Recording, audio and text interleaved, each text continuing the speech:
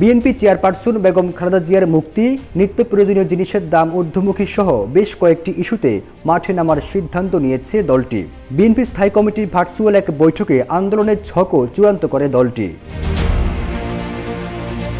জানা গেছে, বিএনপির আগামীর আন্দোলনে জেলা, মহানগর ও উপজেলা পর্যায়ে গণ অনশন, স্বেচ্ছা কারাবরণ সহ একগুচ্ছ কর্মসূচি হাতে নিয়েছে দলটি। তবে প্রাথমিক পর্যায়ে লিফলেট বিতরণ, সমাবেশ ও বিক্ষোভ মিছিলে নীতিগত সিদ্ধান্ত নেওয়া হয়। আন্দোলনের ছক নিয়ে আগামীকাল যুগপথের মিত্রদের সাথে চূড়ান্ত বৈঠক করবে বিএনপি। তাদের মতামত নিয়ে পরবর্তী সময়ে বিএনপি স্থায়ী কমিটির বৈঠকে তা চূড়ান্ত করবে। বিএনপি জানায়, চেয়ারপারসনের নিঃশর্ত মুক্তির দাবিতে ঢাকা সহ সারা দেশে মহানগর ও জেলা পর্যায়ে 250-টিরও বেশি ডিজাইন অপশন নিয়ে ওয়ালটন স্মার্ট ফ্রিজ, বোঝে আপনার প্রয়োজন। বিক্ষোভ সমাবেশে সফল করায় স্থায়ী কমিটি সন্তোষ প্রকাশ করেছে। এই ইস্যুতে পরবর্তী আন্দোলনের দিক নির্দেশনা দেবেন দলের হাইকমান্ড। বিএনপি স্থায়ী কমিটির সদস্য গয়েশ্বর রায় বলেছেন, শিগগির চেয়ারপারসনের মুক্তির আন্দোলনের পাশাপাশি আরও কয়েকটি ইস্যুতে মাঠে থাকবে বিএনপি।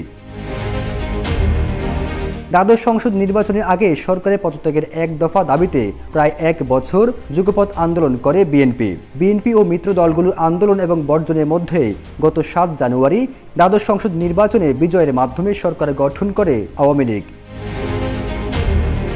নির্বাচনের পর 12 ও 13 জানুয়ারি মিত্রদের সঙ্গে বৈঠক করে নির্দলীয় সরকারের অধীনে নতুন নির্বাচনের দাবিতে আন্দোলন অব্যাহত রাখার সিদ্ধান্ত নেয় বিএনপি। এরপর আগামীর আন্দোলনের কর্মকৌশল নিয়ে মে মাসের মাঝামাঝিতে মিত্রদের সঙ্গে ফের বৈঠক করে বিভিন্ন প্রস্তাবনা নেয় দলটি। কিন্তু যুগপথের সেসব প্রস্তাবনা বাস্তবে রূপ না নেওয়ায় শরিকদের মধ্যে মিশ্র প্রতিক্রিয়া দেখা দেয়।